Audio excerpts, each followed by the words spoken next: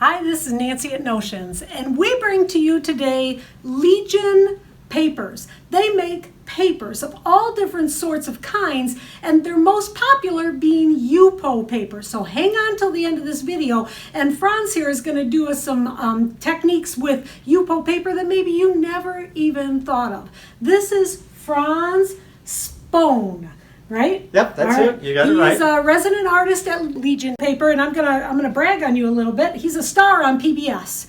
He shows kids how to draw on PBS, and has been doing this teaching a long time. And I thought it was pretty cool that he's on PBS teaching kids and in prisons teaching master art classes in prisons. Yes. Yep. Yes. So I think that's pretty cool. I have a nice range because I like having fun. He likes to have fun. You still have fun in prison, but yeah, bring something to it. So the first product we're going to show you is brand new from Legion. If you had the opportunity to go to NAMTA this year, you saw this be introduced in NAMTA 2019. And not only was it introduced there, it won one of the best new product awards. So this is the Stonehenge Aqua Cold Press Black paper. So what makes it so special is that all of these products can go on this paper and look fabulous. So I'm going to leave it to Franz now. So he's going to show you what some of these do. He's going to do some drawing. He's going to draw Mr. Pig for us. Yes, and so you're the pig, so yes. I thought we'd celebrate. The year of the pig.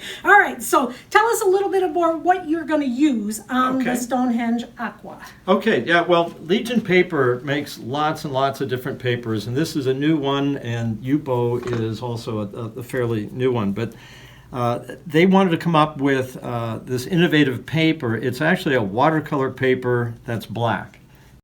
And it has a lot of internal sizing and external sizing, so you can use a really wide range of materials on it. Mm-hmm. So you think, oh, that's kind of odd thinking about watercolor that's black, but it's just a little bit opposite of what you would normally do with watercolor paper, in the sense that if you want really bright colors on a white piece of paper, you really have to layer and layer and layer. And if you want very subtle light tones, you hardly put any watercolor, and then the white from the paper comes through. It's just the opposite. If you want a really bright color, you have to build up on this as well. But if you want like a really kind of darker, you hardly put anything down. So it's kind of like opposite. But the black makes it a little bit more dramatic. And as examples, I can point out this is gouache. Up in the very top up here is watercolor. This is screen printing with transparent, different layers of transparent white, so you get the grayscale with transparent white on the black. This little venue here is acrylic ink. Down below is screen printed black varnish and then colored it in with different metallic interference acrylic products. And then these are color pencils. So you can see that this one paper can serve a lot of different purposes. And so it's the stage in which you can perform. Okay. So it's a very good stage. So we've got a whole wide variety. We've got jelly roll pens. We have these acrylic markers. We have watercolor pencils, artist pens, various iridescent powders and things. So I thought what we do, since it is the year of the pig, we'll celebrate a pig.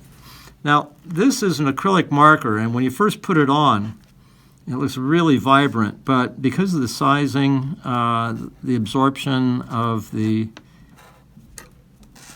cotton fiber, this is 100% cotton fiber, this will start to fade a little bit, which is a good thing.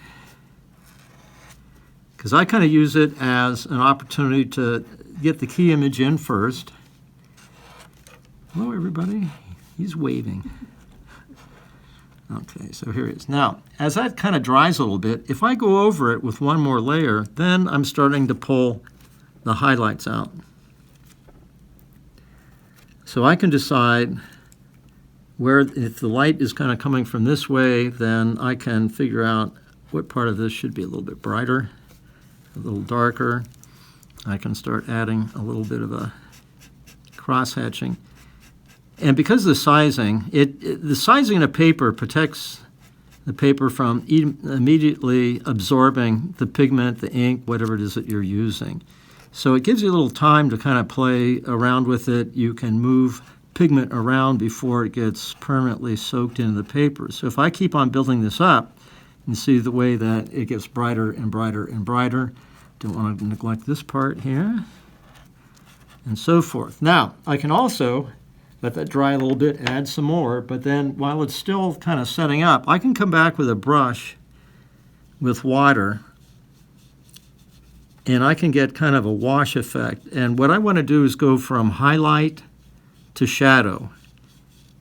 It'll not only make it a little more mysterious, but it'll kind of give a certain rounding and a certain form to that. So let's do that in a couple more places, really build up. Take my brush, some water, and get that in there. Okay, so go on, but let's move on to something else and kind of imagine what the rest of it looked like. Okay, so let's start work with the jelly rolls. These work very nicely on the black paper, and they're a little more opaque. And if you build those up a little bit, they stick. And then what I'm going to do too is I'm going to come over this one area, and they'll kind of blend in with whatever I put down. And so now I'm starting to get highlights there. And again, if I want to, come back with a brush, move it over, and now I've got kind of a lighter color. So what I recommend is people just get some materials and start to play. And that's how you can start kind of figuring out which technique is more suitable for the type of thing that you want to do.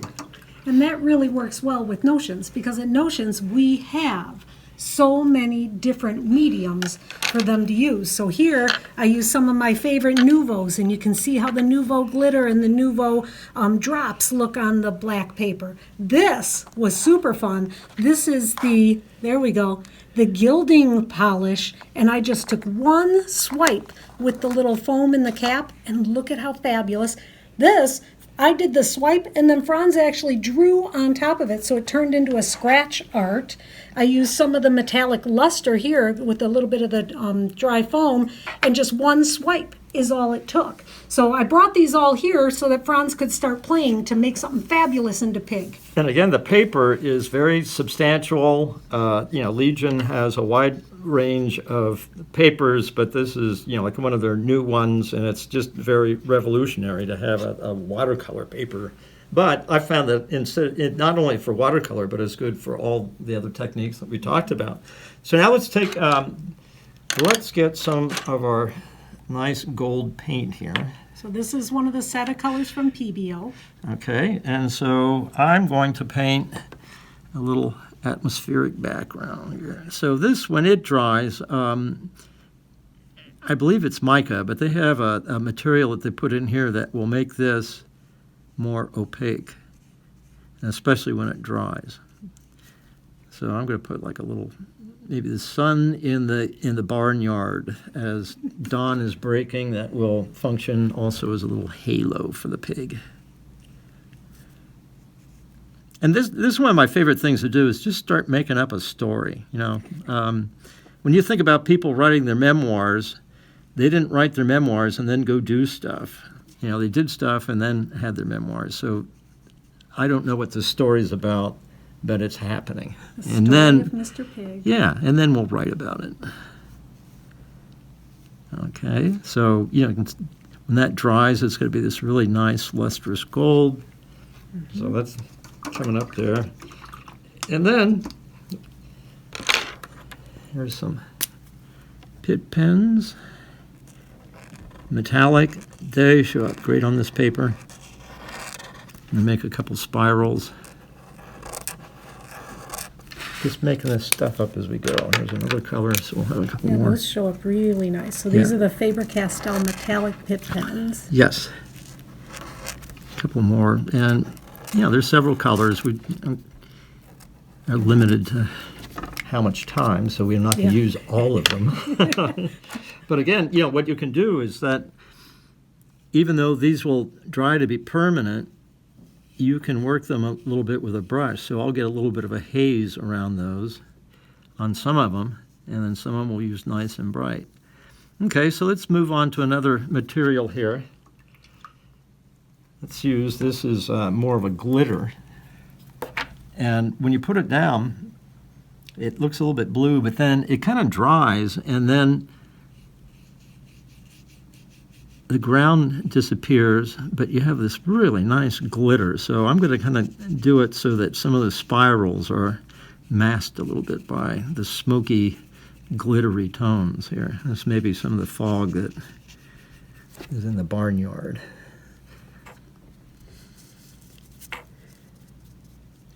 And the thicker you put it on, then, obviously the more glitter. Yeah. And then you can fade that out as well. So we got all sorts of stuff going here in the barnyard. Why not? Yes, why not? Why not? Okay, and then let's use some of the watercolor pencils. Yes, the watercolor pencils. These are really nice. And this is a cold pressed surface, so there is a bit of a texture. So as I feather that out and go from a very bright highlight to a darker shadow, it's kind of nice to have that texture that's in there. And then I can either use some more pencils and blend them, but then as I apply the water, it turns it more into a wash, and then you can really have a control on how it goes from light to dark. When that dries, if I want to, I can put another color on top of it. I can put some other material on top of it. We got tons of things that we can be doing with it. So this is from Legion. So on our website, you're going to find it under Legion, the Stonehenge Aqua Cold Press in black. Now it comes in 4 or 5 sizes. I can't quite remember. So something for all of you to use. The consumers are going to want different sizes to play with different things because they're going to do artwork and they're going to do cards. You never quite know what they're going to do when they're working with paper like this. We have one more product from Legion that we want to show you a little demo on next. The most popular paper that Legion is selling now, especially in the craft world over the last few years, is Yupo paper. And part of the reason that it is so popular is that alcohol inks are so popular, and you could just do so many things on it with the inks. And what I learned today from Franz is there's so many other things you can do on Yupo paper with a lot of other mediums. So he's done some drawing here. I do want to tell you first, this is the medium weight Yupo, probably the most popular one, but there are 2 other weights available. This is the heavyweight, comes in the purple top. It is quite a bit thicker than the regular Yupo, and then this is the translucent that you can see through, and there's some fun things that you can do with that too. All right, Franz, go to work. Okay, well, let's just start with the basics, and this is, I've already done some drawings, but I like using the old-fashioned nib pens and India ink, and I found this really kind of cool. Every draftsperson used to always have one of these things, and it puts the exact amount of ink that you need. The Yupo is very, very smooth, and so especially with pen nibs, it's really important because I have no drag on the point. And the other thing about drawing with these pen nibs on paper, sometimes if you have kind of a rougher paper, as you scratch the paper, the fibers will get stuck in the pen nib, and then you get the bleed out. You get these ugly lines. But with the Yupo, it is so smooth that you can just draw with great abandon. And then after I'm done with my key line, then a lot of times I'll go back with a finer point, and that will also transfer very nicely because it is no drag.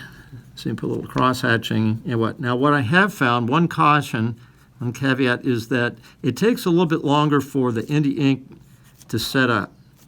So you want to give yourself plenty of time before you go back and work over on top of that black line. And that leads me to the reason that is because Yupo paper is not a paper. It is a plastic. It is a plastic, but it will accept all sorts of medias, and so If you have need for multimedia, I screen print on this quite a bit. In fact, with the translucent, I'll screen print an image on the back and reverse it, print it, and then it'll kind of like a little ghost image come through. Okay. So it's a very subtle background, and I can either print or draw on the top of that. Or you could use it as like an overlay for something else. But for this, these are parts of the areas of the drawing that I did yesterday. And so now what I can do is come back. These are, I can use Pitt pens, I can use watercolor. But what I especially like about using the Yupo with these pens is that these are like an India ink base, so that when they dry, they're permanent. And if you are using them on regular paper, they go into the paper and they're pretty permanent right from the beginning. But what I can do with that, it's still kind of drawing, kind of make up its mind about what it's going to do. So if I take a brush with a little bit of water on it, I can come back and now I can start floating and manipulating that pigment. And so I can get some shadows, I can get some highlights, and I can get a little bit of modeling in there by just applying the color once and then moving it around. And then when that sets up a little bit, then I can go back either with another color or a darker color or the same one. A couple layers will make that darker, and so I can continue, like, this one I've already done, so let's put a little more on. I don't want to put my hand on something that's already. But now I can put another layer on top. And so it's very versatile in what you can do, and it just kind of extends the effects that you can get with your materials, and in this case, the Pitt pens. Zounds, it's really fun. Zounds, it's Yupo. Yeah, so, I could keep on working on the drawing and whatnot. And then another thing that I found with the Yupo that is an extra little technique that I think people might be interested in is doing scratch drawings. So this is kind of an introduction into the alcohol inks. That what I do is I'll start with a piece of the Yupo, and then I'll do the thing with the swirly. Yeah. And there are lots of things on YouTube with all So sorts of many. different techniques. So we don't necessarily have to go. I personally probably watch 5 a day. Yes, I mean, it's just incredible what people, and what's happening is that people are experimenting, they're trying things, and they come up with their own personal use of the inks.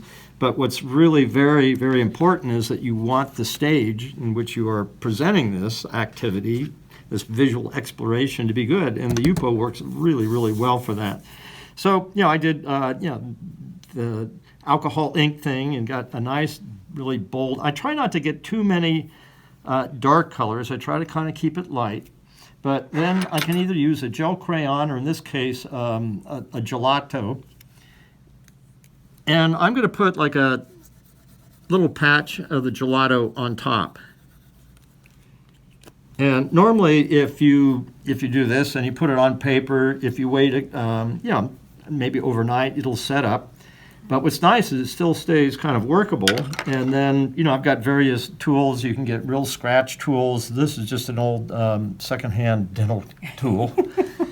And so what I can do is I can come back and scratch that black pigment from the gelato.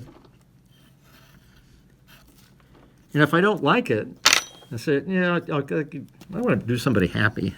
Let's do another pig. You're the pig. You're the pig. Okay. So you don't have to worry about making mistakes or anything. This is very resilient. It's not going to warp. It stays flat. So I can now. Well, there we are. There he is. There's Mr. Pig. He's making another appearance. So I can get the key drawing done. And it's very fluid. I love it because it is very intuitive. And then I can either use an X-Acto knife, I can use a pen nib, I could use it more of a traditional. But then this way I can get smaller lines. And then I've also found with an X-Acto knife, if I come back, or a craft knife, if I use a little extra pressure, I can actually scratch into the Yupo, and then I can get some white highlights.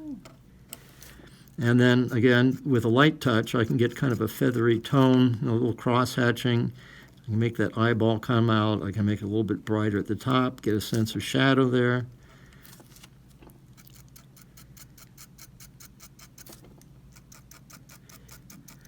And I will have to admit, I spend hours doing these things. It looks very relaxing, honestly. It's relaxing, it's fun, and again, if you do smaller things, and then, as in this example, once I have a circle and I put another shape here, then I got to figure out what's going to go in that shape. Right. Because I like having the color in between coming through. It makes it very interesting. And especially when I work with students and kids, it's a way for them to start dealing with composition in a very intuitive way, and it also makes them think about, oh, I've got that shape. What's that shape? It could be a banana, it could be a crescent moon or whatnot.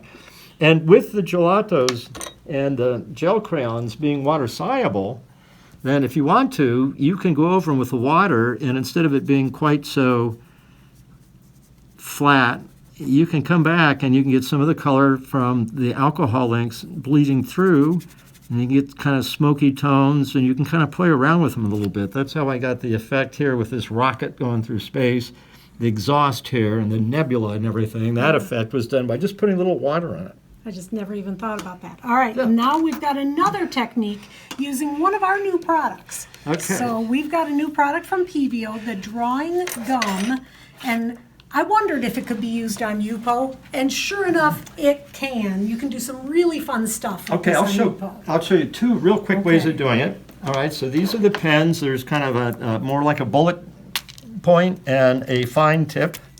And you just activate them, you shake them up, and you give a little bit of a pump. And then, again, you can draw something in there.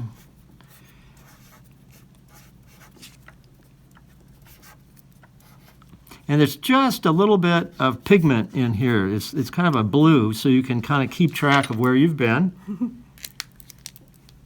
And then I'm going to take the finer one, and I do some finer detail with it. And what this is a mask that I'm putting down. It's a little bit like a rubber cement type thing, so that when I'm finished, I will be able to pick that up, and the white will be preserved. All right, so we'll let that one dry, but I've already worked on this one. So now what I'm going to do, I'm going to take, I've got a variety of the alcohol inks. I'll just, do kind of a simple thing by just putting in, adding one. And I love this. I just love watching this stuff work. This is really relaxing, watching what Yupo does, or what the ink does on the Yupo. Yeah, and I don't care what it looks like. I just like watching it. But I mean, obviously, it's nice if you can get it to work out. But it's just such a bonus. And then, as I had mentioned, there's a gazillion techniques on how to do this. But my favorite thing is to put something wet in wet, and then you start getting these little circles. Yep. And then you can use the blending solution or an eyedropper with denatured alcohol, whatever kind of technique you want to kind of play with. And put a little there. And you can see it's resisting the inks on top of where I put the frisket, the blocking stuff. But once this dries, then I will be able to go over it with my finger or rubber cement pickup. And then the white of the Yupo will come through. And then, you can pick it up, you can move it around. I want it to get a little bit thinner just so we can get to the next step. Oops. All right, how about if we let this dry while you show us the fish picture? Yep, we'll do that. Okay, so what I did, kind of to start with, I started off with the fish. And so what I'm doing now is I can use the Pitt pens again if I want. I have some liquid acrylic paint. Mm-hmm. And so you can kind of see that goes right on top. And then if I want to, in similar fashion with the Pitt pens, I can come back once I kind of have that in there, and I can use my brush with maybe just a tiny bit of water on it, and I can start pulling things off by pressing down the heel of the brush. We'll kind of pick some of that up, and then I can get some highlights and move it around. So you can get kind of a nice effect. That's already dry, so I can build it up because this is fairly transparent. All right, so you get the picture. We can do all that. Do your fun drawing with the Indian ink, and then you can paint on top of it, and it's not going to smudge it. Okay, and so here's one that is a little bit more finished. And so what I'm going to do now, once I have that, I'm going to coat that. And in this case, since it's a larger area, I'm going to use the PBO drawing gum. And before I use my brush, especially, I mean, I don't want to use a crummy brush because then I won't have any control, Right. but I don't want to ruin a good brush. So I'll just take some, I've got like a little sample of dish detergent. I'm going to dip my brush into that.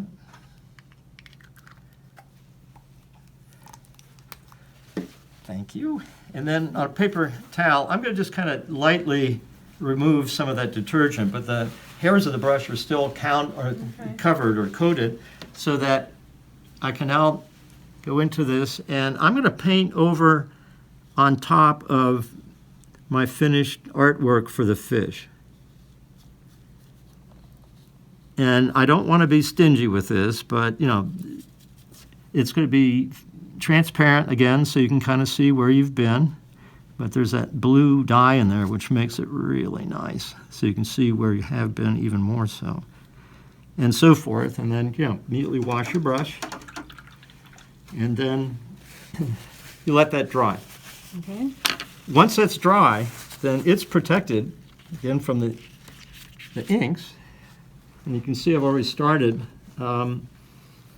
It's coated with the protective bits. And then the inks are, the alcohol inks are put down on top of it, and so even if that kind of goes on top, I mean, it'll actually act a little bit as a resist. Like this, the alcohol inks will kind of flow around the edge, but let's go ahead and hit that up with a little bit of blue.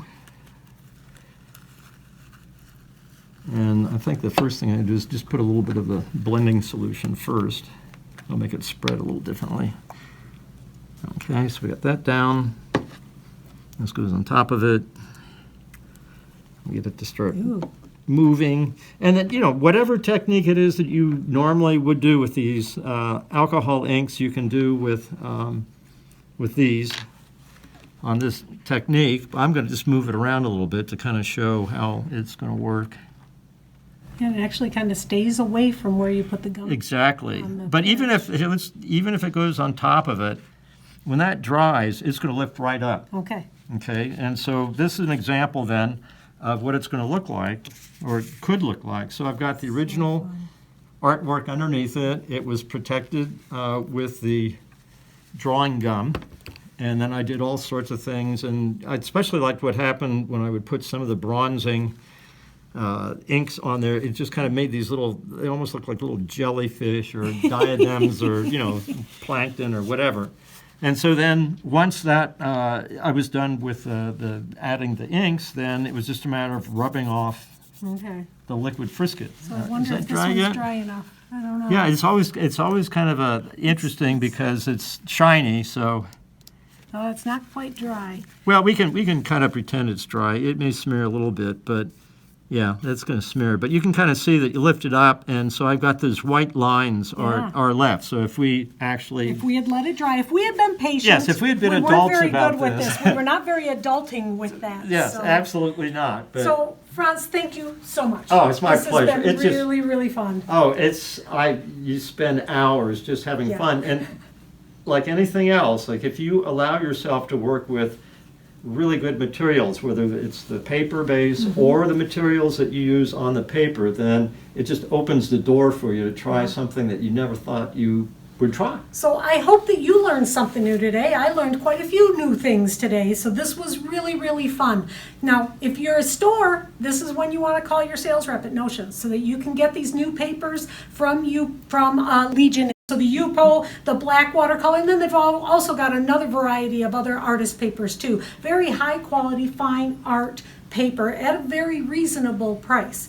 If you're a consumer and this looks like fun to you, there is so much more fun to be had. You need to contact your favorite retailer. Tell them you need some classes where you could just come in and start playing with some of these products and see what they do. There is just no end to what you can do with these Legion papers. Have a great day.